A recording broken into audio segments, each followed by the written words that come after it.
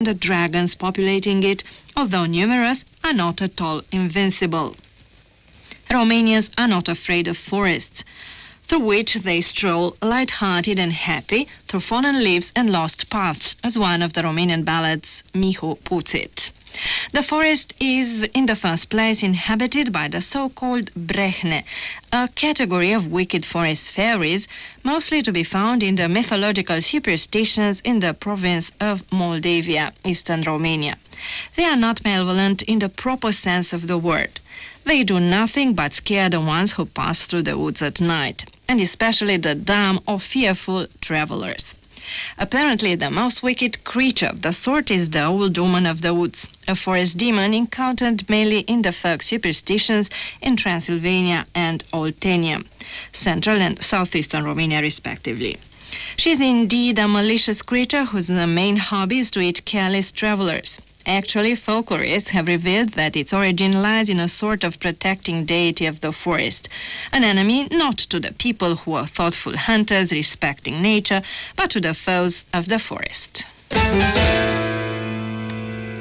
The main evil genius of the forest is, however, Muma Pădurii, the stepmother of the forest, a hideous, vile, humped and disgusting old woman, huge, eating people, wicked and cunning, violent, fierce, from a love of the monster called by the name Unseen Stag. She can modify her shape and appear in the form of a cow, goose, horse, dog, or none. It also modifies its dimensions from being gigantic to a tiny creature that can be stuffed in a hole in a tree. She can also take scary human features, having eyes as big as plates and huge teeth. Dressed in rags or covered by green moss, she used to hang around at the edge of the forest to tempt lost or stray travelers, and her walks make the wood rustle and groan. She often either has a sinister laugh or a heart-rending cry, or she whistles or creaks. This creature is one of the most poignant characters in the Romanian folk tales. She usually has two barrels on the porch of her house, one with water and one with power, which she uses in the fight with the hero. She also owns a fantastic horse with 9 hearts. She lives in a hut with the yard surrounded by 12 poles, adorned with skulls. She can change people into all sorts of animals and prefers to suck the blood out of her victims.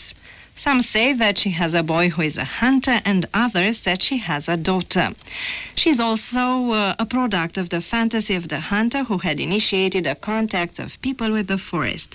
Shepherds were not interested in the forest, neither were the farmers, but the fact that they could not avoid it for grass, wood, mushrooms, wild fruit, medicinal plants, or game explains why the forest deities have never actually disappeared from the folk tradition.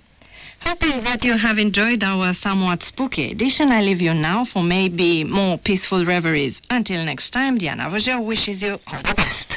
And with that, our broadcast in English for listeners in North America, the West Coast, and in Southeast Asia, beamed on India, has come to an end.